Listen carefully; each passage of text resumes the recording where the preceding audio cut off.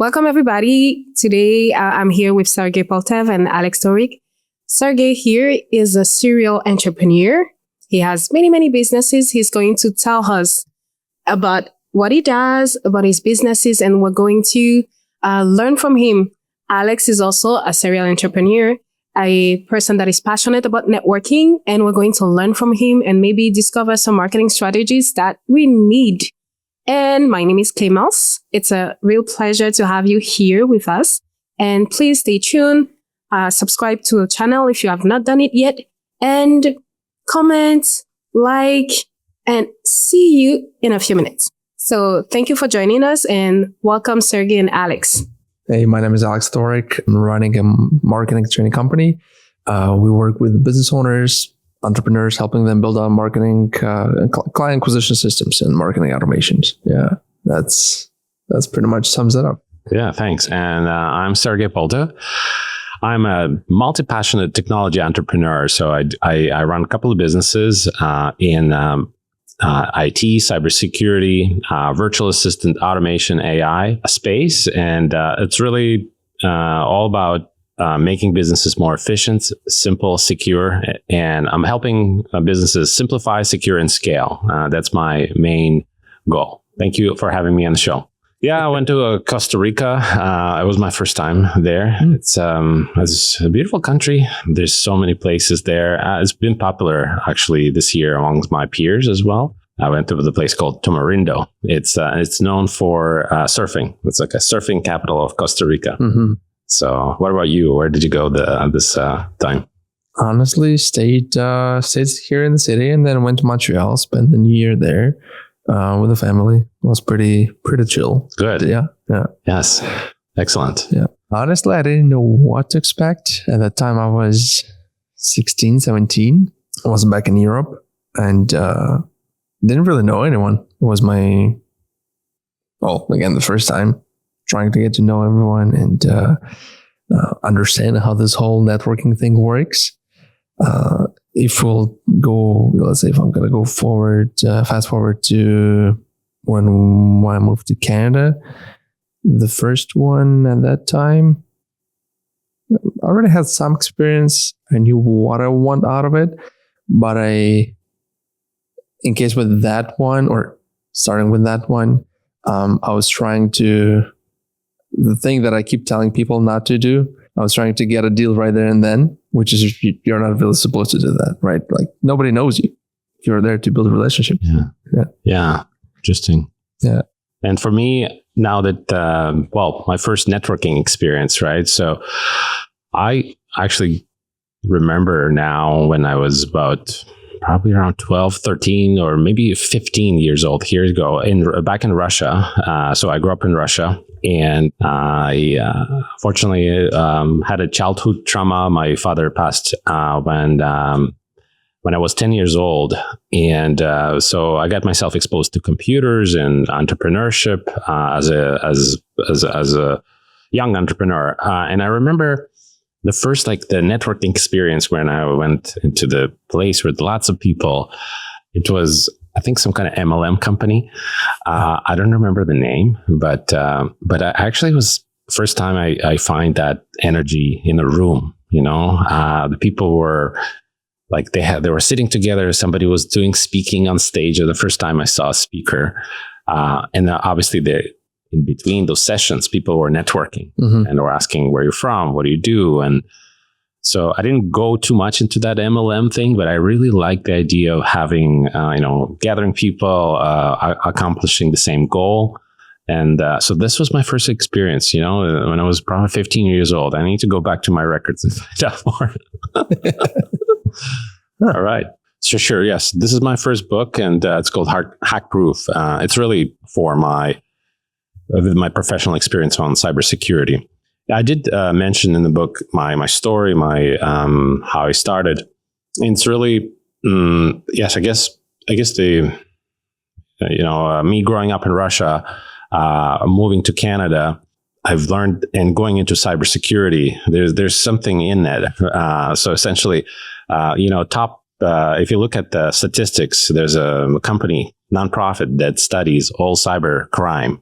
and where the cybercrime comes from. Both in the top 3 countries, which is Russia first, Ukraine second, and China third.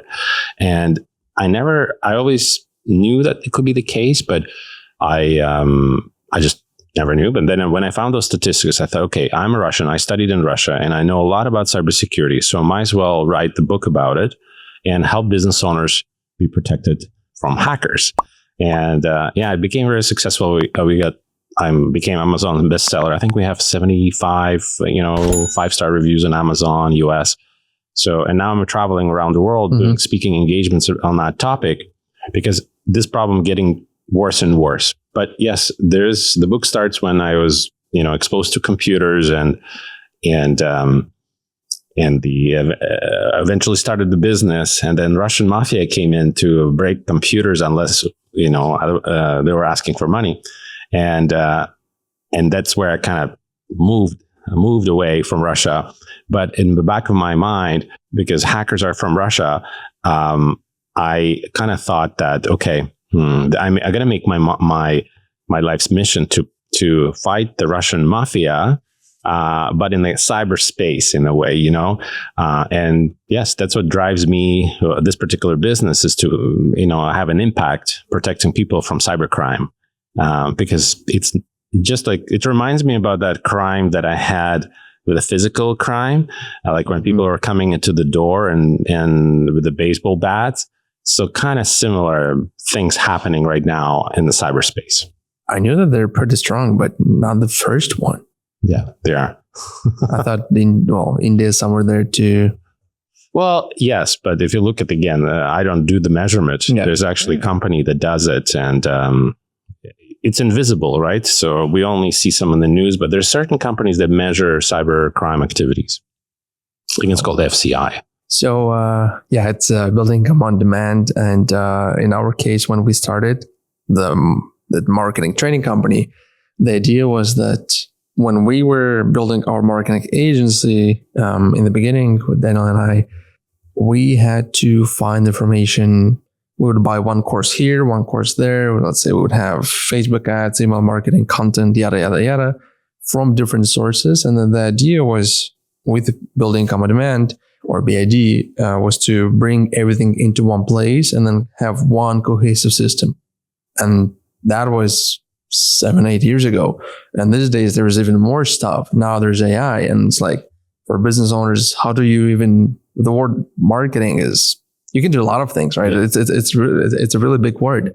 So the idea was to create a system to where entrepreneurs and business owners can use those systems and processes and understand how they all work with each other. Mm-hmm. Yeah. Okay, that's great. Yeah. Events. Yeah. So the idea there started, I would say. So we were doing some events in Montreal back in 2018. Then I met at that time, my girlfriend. Then she became my wife. I was going back and forth between Arizona and Montreal. And then I went to a networking event there called Arizona Entrepreneurs. Really loved the energy, how everyone knew each other. It all felt like a family. It wasn't necessarily like a pitch fest. Sometimes you would go to an event and it feels like that. Some events are created for that specifically, let's say like a trade show. And that's where the idea came from. So we wanted to create something where people can come together, hang out, spend their time, build friendships, business relationships, get clients, yes. And most of the times, yes, you get a client, like either from an event, or I would even say the person that you meet at an event would connect with someone. That's what I've seen most of the times. And as I usually like to say, the only thing that never happened or haven't happened yet at our event, nobody proposed. So that might still happen, but we'll see. Yeah. All right. Yeah, but the idea was to bring together entrepreneurs. And again, it started in Montreal, then moved to Ottawa. And then we decided to switch it to Canadian entrepreneurs. So at this point, the sky's the limit. So you can scale. Yeah, we can pretty much go nationwide. Yeah. Excellent. Yeah. So essentially it's two. Yeah. Two. And then Canadian entrepreneurs is more of a passion project, if you want to put it this way. Yeah. Yeah, I start doing some real estate work right now. So it's really yeah, I guess it's multiple businesses. It's 4 or 5 businesses right now. So total. That's exciting. How do you manage it? I manage this through with virtual assistants. So this is my philosophy, and I'm building all my entire personal brand around Entrepreneur 2.0. Entrepreneur 2.0 is the entrepreneur who has multiple businesses, who has a remote team, we call it distributed team, who has who has lots of time freedom, location freedom. He can work anywhere. And it's really, this is my passion. This is what I like doing. I like to create businesses and let people run it. So there's so many other entrepreneurs that has multiple businesses, and I always thought, how do they do that? So it really comes down to delegation, effective delegation. So, I studied computer science, but when I came to Canada, I needed to open the business to survive. I didn't know the business, so I had to learn. And luckily, we have enough knowledge now online, so you can learn everything, but you need to still apply. Yeah. So it's really about effective delegation and leadership. You cannot do anything yourself. You cannot be interrupted all day. I think this is one of the things I would tell you is like there's a signal and a noise. Yeah. I don't know if the Elon Musk and Steve Jobs or is practicing that, right? So I guess I keep hearing this idea, signal versus noise. Mhm. I've heard this over the last couple of weeks. I don't know, at least 10, 12 times. Oh, okay. It feels like it's becoming popular. Yeah. I should write a book if it's not available yet. Yeah. Signal noise. No, it's really because interruption. We're getting interrupted so much. Like our phones are grabbing our attention. Mhm. And if you really want to focus on your dreams, big goals, you have to limit those interruptions. And to do that, you need to build a team who would focus on all of that. Mhm. And you need to put your time in what's important to you. So being the CEO, when you mentioned the operations, I was listening to the podcast with Tony Robbins, and you reminded me of him. Because there is a recent podcast. He was with someone with the Hormozi just a couple of days ago. It was that one. Maybe it was that one or the other one. Like it feels like he's on this podcast tour. Yes. He's doing more content right now. Yeah. And and that's something that he mentioned as well, because the guy was saying like he's in business, he's all in business, and he doesn't necessarily like or wants to delegate. And Tony Robbins was like, well, how do you think I run? Was it 100 companies or 6? Yeah, it's like $12 billion in revenue and all those crazy numbers. He's like, I know how to run it. Like I'm not an operator.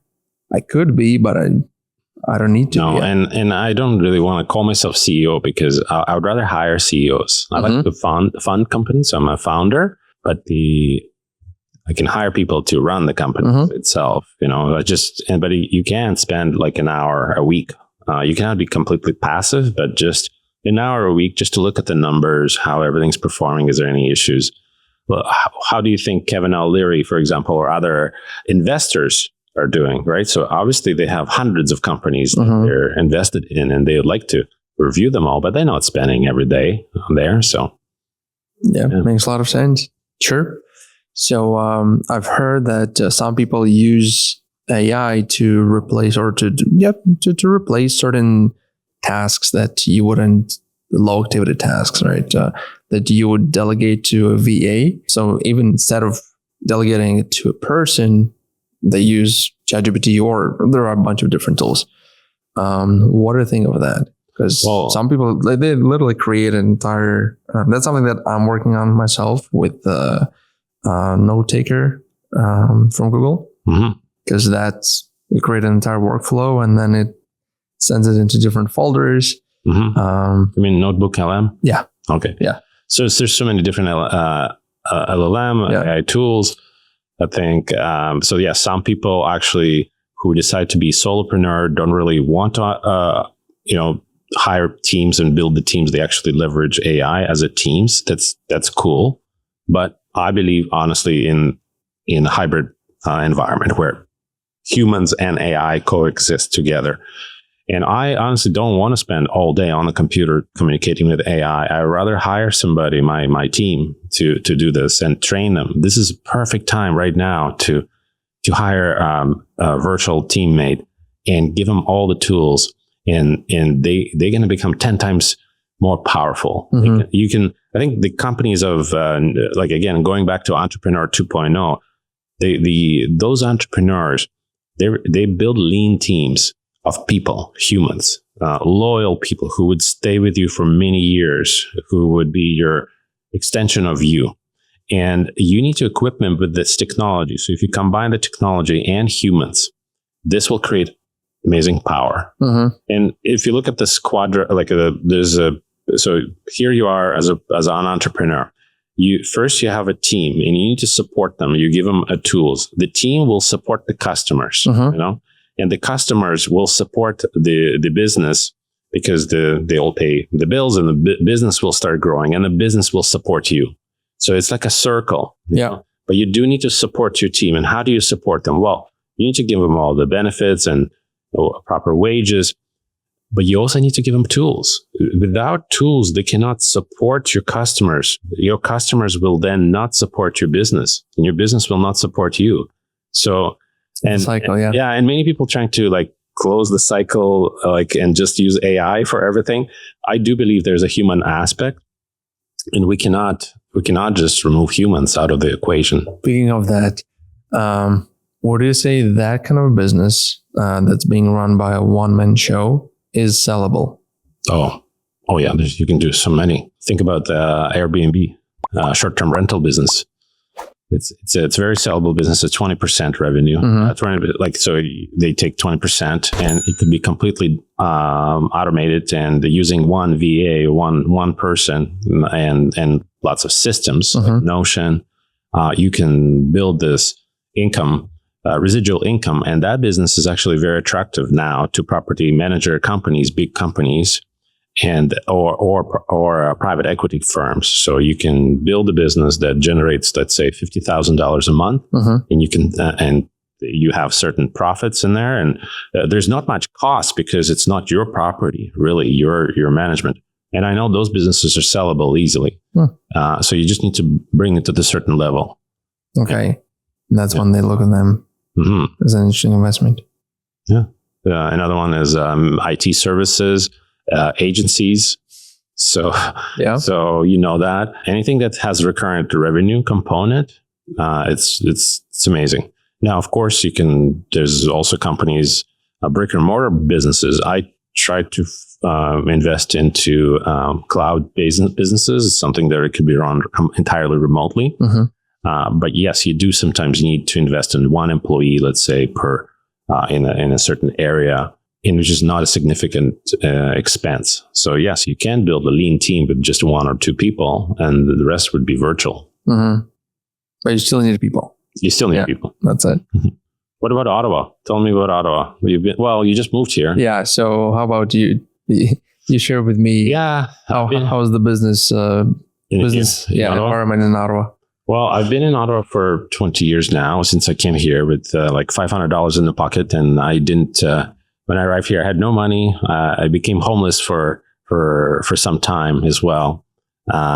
So for me, I experienced everything. Honestly, Ottawa is different than other cities. Obviously, I didn't live in other cities, but I know I have friends in different cities in Canada and US.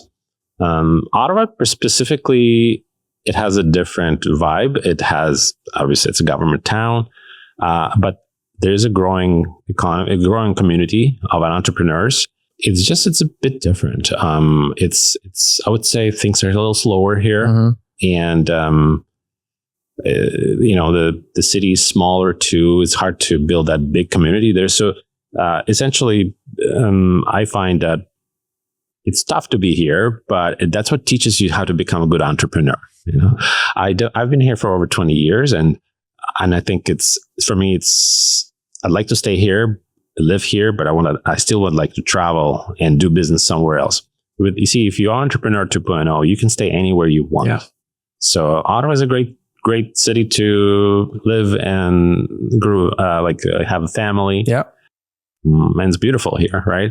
And I like the fact that you can travel quickly from one end to another if you want to. Yeah, that's it. It's like I remember when I moved from Montreal, and people were like, I was supposed to have a meeting with someone, and it was in, I would say, middle of the city, like by IKEA. Mm-hmm. And the person was like, "Oh, I'm coming all the way from Orleans. It's so far." And I look at it, it's like 15 or 20-minute drive by on the highway. I'm like, that's far. Yes. And then in Montreal, with all the traffic and everything in between, it's like, yeah. No, I'm used to Ottawa now. The only thing is, I wish they had more direct flights from airport to different cities. But I think they're adding more. Hopefully, yes. After all, we're a G7 capital. Yeah. All right. That helps. Yeah. Exactly. All right. What else we have? Well, Alex have more experience with the networking events. Tell me about anything that's memorable, that's the funniest that you had before experience in the networking event. Oh, and the funniest experience. Honestly, yeah, I've been to many events, but the funniest, or the most memorable. Nothing comes to mind. I don't know why. It just I guess it's because it's mostly networking. Like you're meeting people, saying hi. So yeah, it's more or less it's the same. Like some events are. I would say that there is one. I attended. There was a 2-day conference in Vegas, and then they did a party on Friday night because the event was on Saturday and Sunday. And they did. There was a party the last floor of the MGM arena. That was fun. Mm-hmm. Yeah. Wow. Yeah, I met a lot of interesting people. Some Russian people. Which was interesting too. Well, because I speak Russian as well. So they were like, "No, what are you doing here?" So we were both surprised to. Cool. To be in the same room. I like that. Yeah. I had, in my experience, it's all overseas as well. I went to Tony Robbins, 10,000 people, walked on fire. You know how to put an event together, like it's interesting, like walking on the hot coals, and it's just part of that experience. Okay, so since you mentioned Tony Robbins, I would say one of the most memorable, would be his event. I haven't been to was the Day with Destiny? Is that the one? Yes. Yeah, okay. I want to go, want to experience that. But once he came to Montreal years ago, was it back in 2016, 2017? And he was supposed to be there for 2 hours because he was like a guest that he was invited by his team or coaches that work with him, something like that. He ended up being on stage for 4 or 5 hours. That was fun. And, but the whole place turned into a nightclub. Wow. That's the experience that you get with him. And it feels like he has this pattern of running the event in a way to where you learn things, but then at the same time, there's a technique behind it to where you would learn it for 45 minutes and then for 5 or 10 minutes, you do something else, something different. And it kind of reminded me of school in a way. Because back in school, it's 45 minutes and then it's 10 minutes of break, right? Yes. So I was at the Archangel event in Toronto when he was traveling as well. Okay. Yes, it's just emotional. Yeah. Connection. Yes. Well, I remember we were sitting, we weren't in the VIP or anything, but we were in the second, there was the first block and then the second block, and then we were in the first row of the second block. And we were just starting out as like young entrepreneurs at the time. Yeah. And I didn't know that he likes to walk around.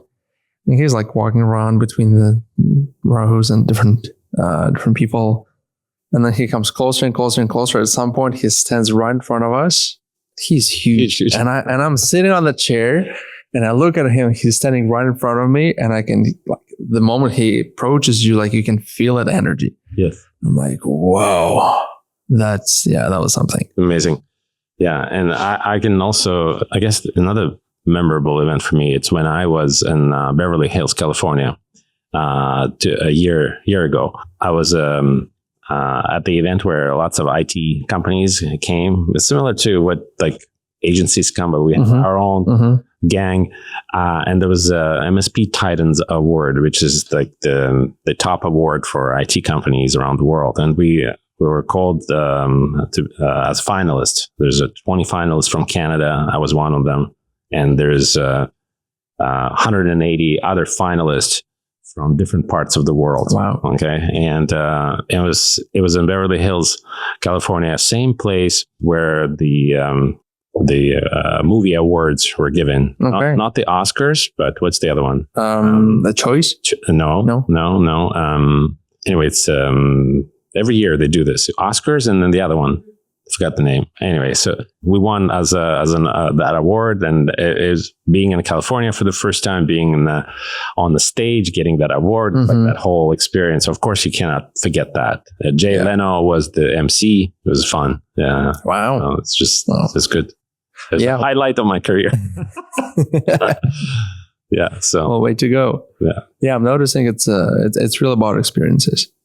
Yeah. That's what people want to be part of. Like whether it's a business event or it's a personal development event And that's where you create great connections, I think.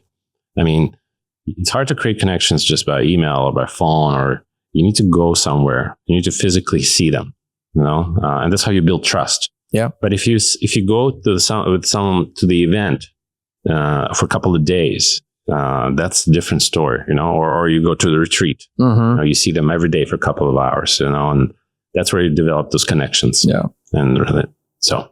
Yeah, I agree. All right. What else do we have? What would you say?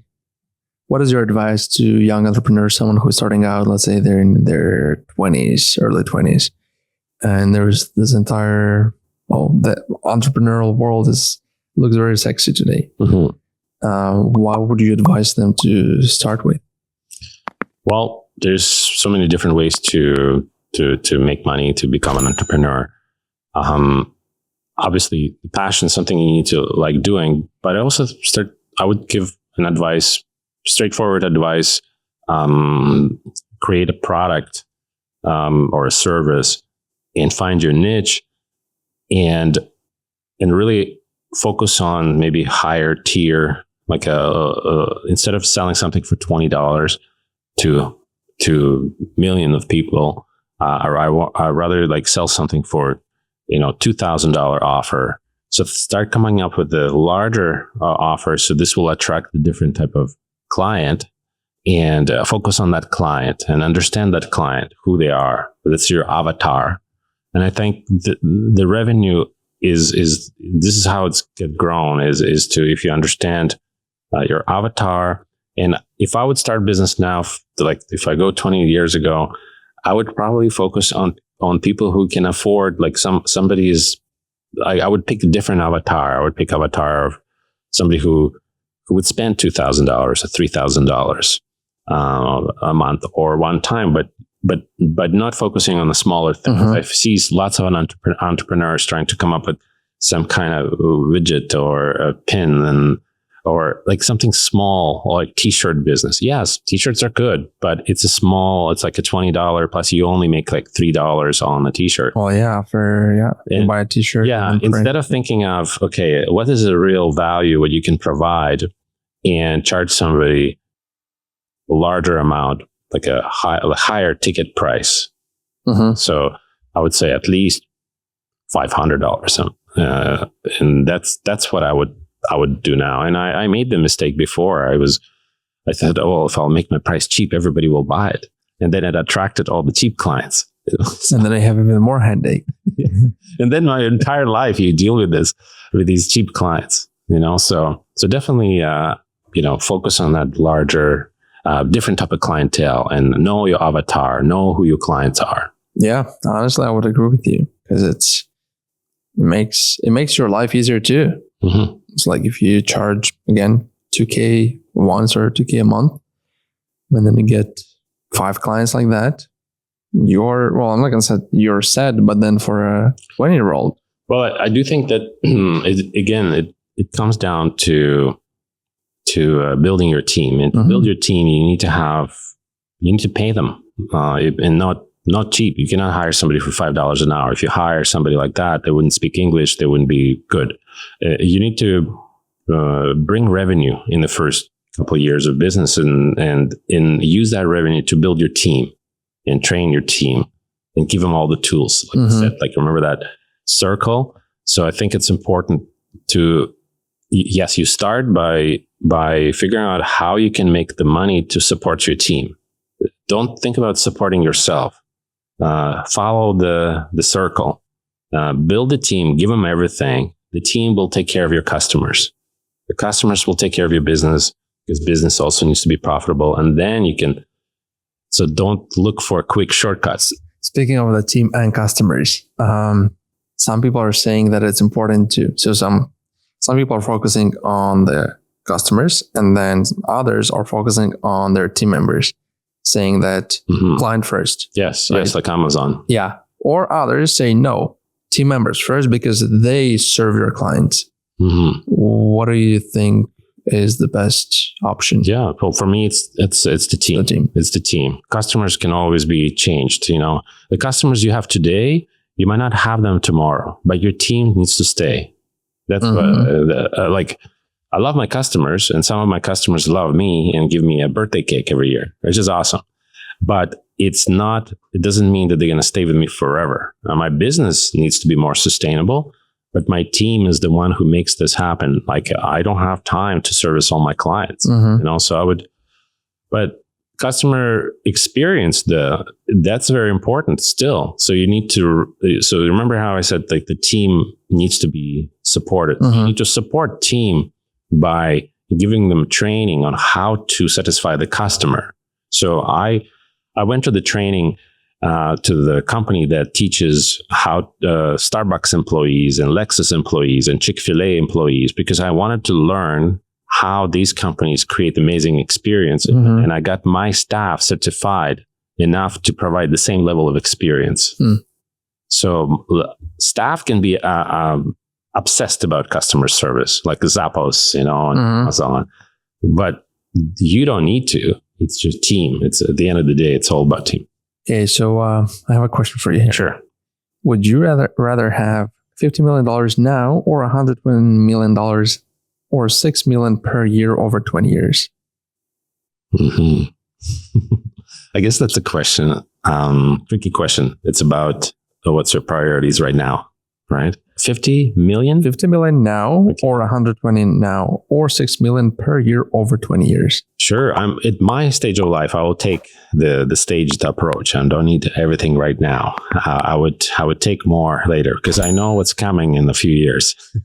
We're not, there's certain. What would you say, or what do you think stops people from hiring virtual assistants? Yes, I see this a lot. There's a couple of reasons. First of all, trust. They don't trust. They have a trust issue, you know, and it's it doesn't have to be virtual assistants. Some people don't trust people, you know, and they need to do everything themselves, or they have a certain way of doing things. So I think trust is a first thing, especially the person working remotely from another country who you never seen before.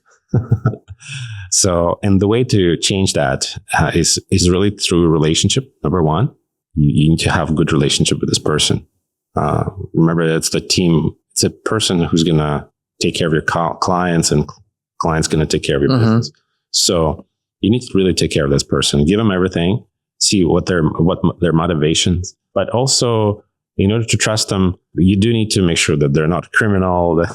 You need to do like the proper check, background check. Is there such a thing in certain countries? Oh yeah, 100%. Well, you need to do background check. You need to do pre-hire assessment, kind of understand what their weaknesses are. There's so many DISC profiles, so many different tests, right? Colby score. Would you make them do that before they start working on it? If you're serious about the business in certain positions, absolutely. You can always, if you already have a team, you can still do the assessment and find if maybe they're going to be happy at a different role. So like, I would definitely not move like somebody in sales and cold calling. If they're good at that, I wouldn't make them sales manager. It's a completely different role, you know, but yes, this is important. And I think if you're looking for virtual assistant or personal assistant or executive assistant, you do need to hire a person through an agency or through employer of record company They will help you with background check. They will vet them properly. They have a recruitment team, so they'll find you the superstar. Okay, and they will also give them a proper employment papers. Mhm. Give them a pay stub with all the taxes and pension and healthcare and everything. So, but if you're hiring somebody on, say, Upwork or Fiverr, it's like a Uber driver. Like they work for themselves. It's Mhm. a contractor position. It's a part time. It's a kind of gig worker. So that's why it's important to leverage other company to help you find the right talent. And if somebody is looking for a company, Mhm. where can I find one? So there's many companies that provide virtual assistant services, but many of them, unfortunately, not most proper way. Mhm.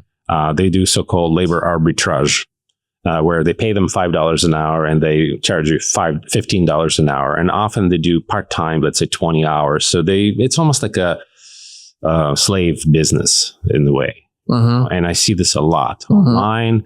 I get bombarded with these companies. Yep. So, and I've been getting a lot of LinkedIn requests. Oh, 100%. There's a big market. Philippines alone, it's 170,000 new grads every year. Just every year, there's so much labor force, and they're going finding the jobs, and unfortunately, they're not going to the right agencies. Mhm. So the best approach is to hire a company who are very transparent with their pricing, and they charge you flat fee per se for management, like the legal and benefits and HR. And the rest goes to your employee, and you know exactly how much your employee gets, what their paycheck Mhm. is, so they can actually share with you their pay stubs. So that's very important. And if somebody charges you flat fee forever, it's not a good sign. Why? Because I do believe that you need to increase your pay to your employees or your VA. You cannot keep them forever on the same amount. So because every year you slowly need to increase their rate because you want to keep them forever. You can't just have them for a year or two. The cost of changing somebody is very expensive. Yeah. Yeah. So this is where like a company like mine comes up, because again, I start looking for my own needs Mhm. and I couldn't find it. And I started this employer of a record company that provides exactly what I'm saying. And now, yes, it's not just also a virtual assistant. You can build an entire team. I do recommend with the VA or executive virtual assistant, just to empty up some of that time. And I can talk a lot about time freedom. Oh yeah, that's a very important topic, because time is your most valuable asset, and then however you Mhm. use it will depend how you'll. But Yeah. your quality of life will depend on it pretty much. Hmm. And I agree with you on, because you mentioned Upwork and Fiverr, and I did work with different virtual assistants from Philippines, not just Philippines, Kenya, India. Most of the times, you don't really know how they'll perform until it's like second, maybe third month. Because some of them, they might say, yeah, no, this is the only project that I do, or this is, yes, I'm doing it full time. So you hire them for a full time position. And then somebody's like, so here and there. And I've heard so many different Yeah. excuses. I'm like, Multiple jobs too. yeah. Yeah. About time freedom, I recently listened to an interview with Ryan Serkal. He's the best real estate Mm-hmm. mogul in the US. And so his approach to time is, think about time as literally the money. Mm-hmm. And every day you're given $1,000, which is 1,000 minutes of your time. So it's about 16 hours or 15 something of your time, and it's 1,000 minutes. So first of all, lots of people wasting a lot of time by giving the money away to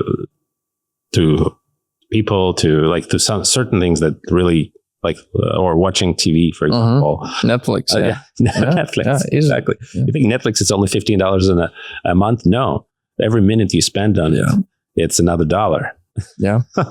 So you can invest that time into something more important. I would rather invest my time to my team development, because again, the more time I'm spending with my team, the better their customer experience is. Mhm.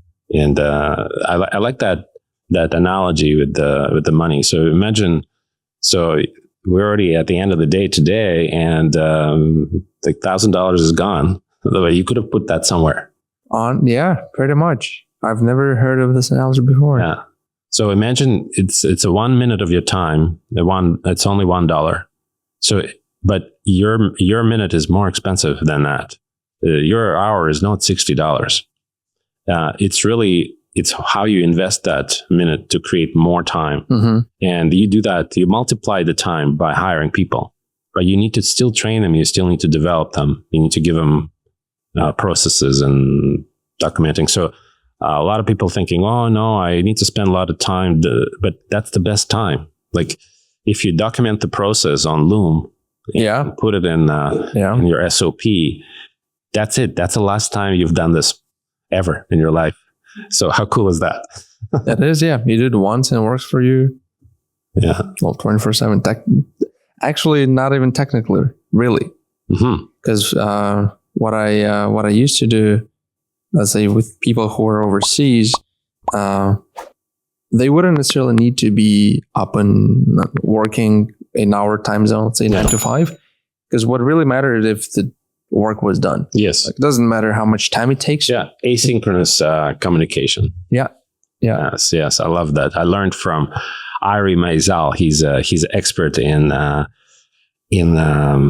efficiency and productivity for CEOs. Mm-hmm. And he's all about asynchronous communication in a team. And even his phone calls with clients, he's not doing them live. He's only doing them asynchronously. So it's really powerful. Wow. Yeah. Yeah, I haven't heard of this term. So I can tell you more about it if we have time. How much time do we have? Can you share one specific connection or meeting that truly made a difference in your business or career? Could be from a networking event or. Mm-hmm. Well, I guess it's when I first met the wealthy person, the really wealthy person. I don't know if he was a billionaire. I don't think so. Ottawa has only 5 billionaires. And that's another problem in Ottawa. We talked about it. There's not enough billionaires here to learn from. I do like to learn. But anyway, this person was extremely wealthy. And it just struck me how he communicates, how he values his time. Every single word is important to him, that he's saying. Yeah, he taught me a couple of things. First is, I think he mentioned like what's important to him. And that and then I eventually started also practicing it. 2 things are important to him. I guess it's his core values is simplicity and consistency. Mm-hmm. So, and now I use simplicity in my business practice and in all my businesses. We have this process: simplify, secure, scale. Simplicity for me is how do we simplify and remove things? Mark Zuckerberg says that the trick is taking away things, not to adding things. Mm-hmm. We know all this minimalist concept in our life. Every single piece of like an object takes our time away from us. It does. Yeah. Every decision is like, what am I going to wear today? So exactly. Yeah. Here's another one. Simplicity is important, and consistency is such an important thing too. And it plays a big role in how you organize your business. What task you do on a regular basis, because you are what you consistently do. Mm-hmm. So that's what's important. Like you are becoming a professional if you accumulate that many hours of work. Like if I would start playing piano, right now, this is something I want to do, but I don't practice. But if I do, I'm going to become amazing. I can help you. That's awesome. I didn't know you play piano. Yeah, I used to play study for 9 years. So yeah. Okay, excellent. Yeah. So that made a big impact on me. Like it's just, I thought he's going to help me with financial. He did give me some financial advice. It was not that memorable, but just those 2 things: simplicity, consistency. Now I use consistency to get better, healthier, and just be consistent. Mm-hmm. Make things simple, and that's it. That's all matters. That is true. Yeah. Keep it simple, stupid, right? Sure. Well, anything stood out to you when somebody gave you an advice at the networking event or business meeting? When somebody gave me an advice. That's super memorable. Been getting so many advices. It's like, which one? I guess Which one do you choose from? It's like I've been to I would say back in Arizona when I went to the 10X. It wasn't the Growth Con. They were doing a business like a 3-day business event, and Grant Cardone's partner was there, and then we had a couple of minutes. We chatted. Elena Cardone, or no? Who was which partner? No, the what's his name? The young version of him. No. The guy from Cardone Ventures. Oh yes, I think I know who. Yeah, what's his name? Just had it in my mind. Well, this is My yeah. All right, this comes to the end. Yeah. Hey, thank you very much, Sergey. And thank you, Alex, for being with us today. We learned a lot from both of you. And it's amazing how your experience and your work and everything you did has shaped you as an entrepreneur and just as a person. And thank you, Alex, once again for joining us. And we hope to see you at our next event. Please stay tuned. Email us, write your comments in the comment section because we would love to know or to hear about you, about how you felt about this podcast and how, what kind of advice did you get from us? And we will see you in the next video. Thank you. Thank you.